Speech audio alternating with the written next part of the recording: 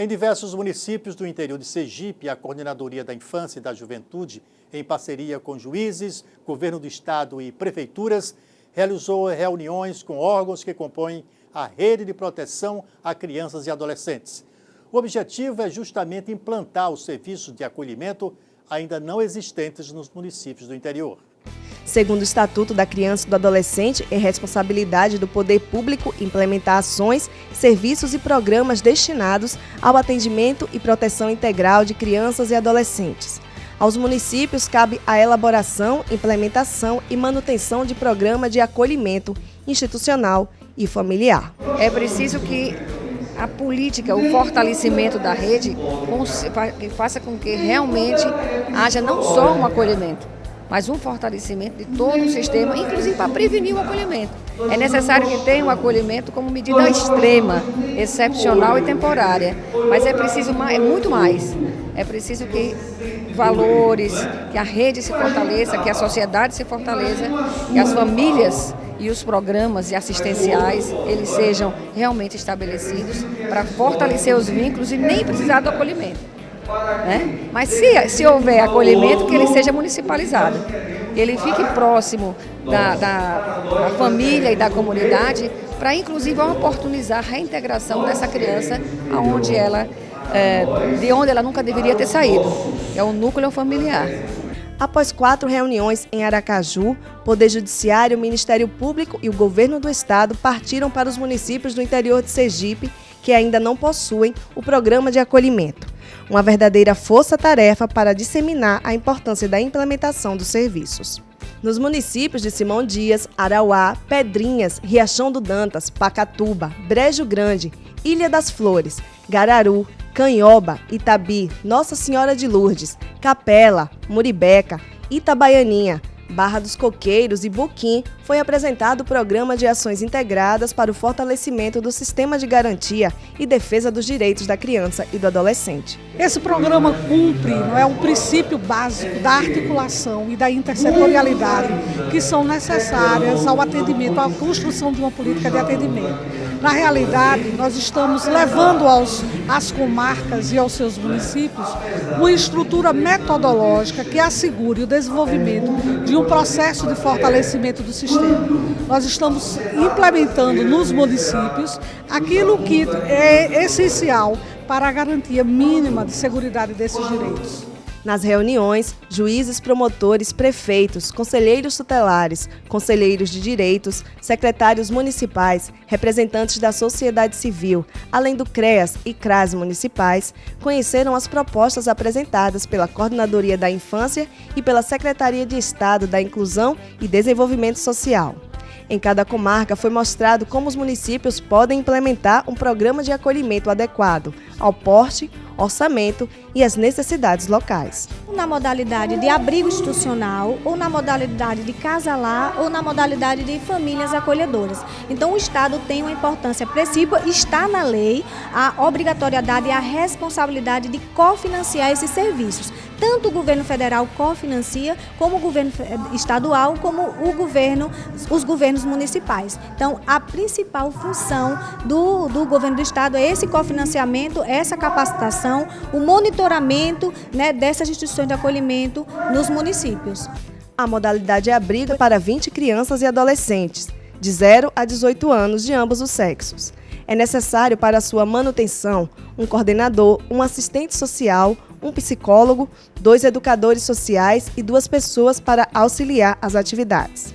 A modalidade casa-lar é feita em uma residência, com uma pessoa ou casal responsável pelos cuidados com as crianças. Recebe no máximo 10 crianças de 0 a 18 anos, também de ambos os sexos. A família acolhedora presta cuidados a uma criança por vez, a não ser quando se trate de grupo de irmãos. Deve a família acolhedora ser instituída por lei municipal, que delimitará quais os critérios para a seleção das famílias e a remuneração paga pelo município. Em todas as reuniões para o fortalecimento do sistema de garantia e defesa dos direitos da criança e do adolescente, foi fundamental a participação dos representantes dos conselhos tutelares, entidades que é a porta de entrada, na maioria das vezes, das crianças e adolescentes em situação de risco e de vulnerabilidade social.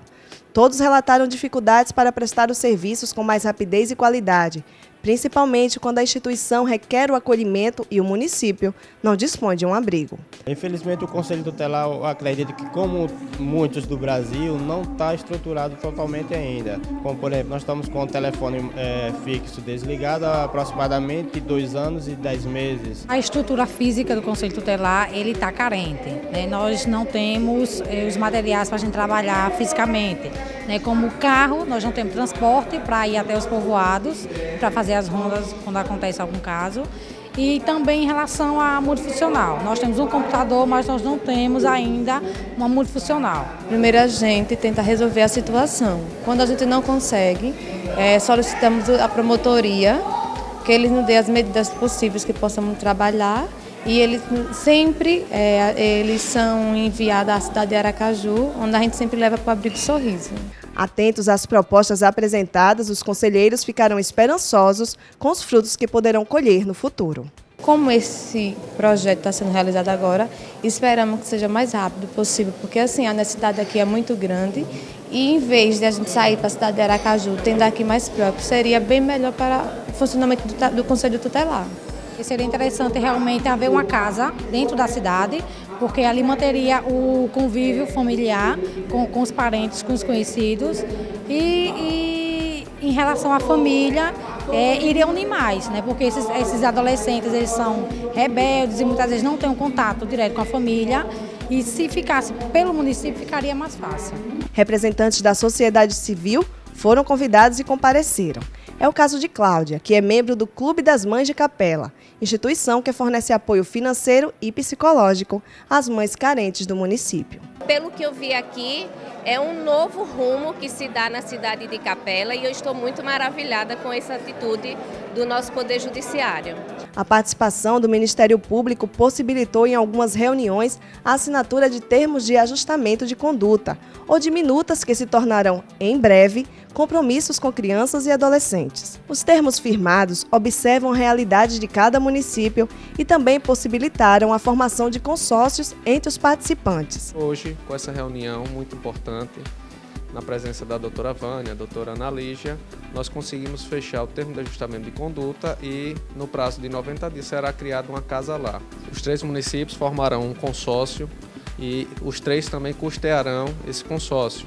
Embora não especifique no termo de ajustamento de conduta qual seria esse modelo, há um consenso entre o Ministério Público e os municípios de que o modelo mais adequado para Capela e Muribeca seria o modelo de família acolhedora. O compromisso dos prefeitos foi firmado em cada entrevista cedida ao Sergipe Justiça. Essa reunião eu achei de grande importância porque discutimos aqui a casa de acolhimento para a criança e o adolescente. Com a sensibilidade, o bom senso dos gestores, a Justiça, o Ministério Público, inserido tudo nesse processo, eu acredito que todos nós, com boa vontade, conseguimos realizar o nosso objetivo.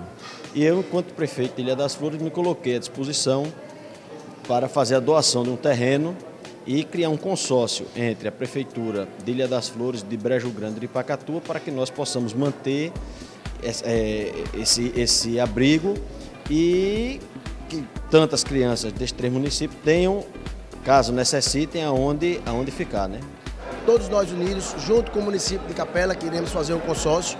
Lógico que aqui em Capela seria a sede, porque Capela é um município maior que Muribeca, mas esse consórcio que nós unidos possamos realmente dar uma melhor qualidade de vida a essas crianças e esses adolescentes. Durante as reuniões foram formados grupos de trabalho nas áreas da educação, saúde, assistência social, conselhos e sociedade civil.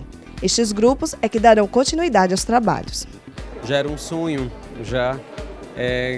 deste magistrado, que se pudesse implementar essa política coordenada de ações na busca da garantia e defesa dos direitos da criança e do adolescente dos municípios de Capela e Muribeca. E hoje eu vejo se realizando esse sonho, se implementando, ainda de uma forma embrionária, mas sem esse primeiro passo a gente não consegue chegar adiante. E a gente espera realmente que haja essa execução agora do projeto, dos planos. Depois de intervalo, o sucesso da experiência da primeira Casa Lar de Sergipe. A gente volta já.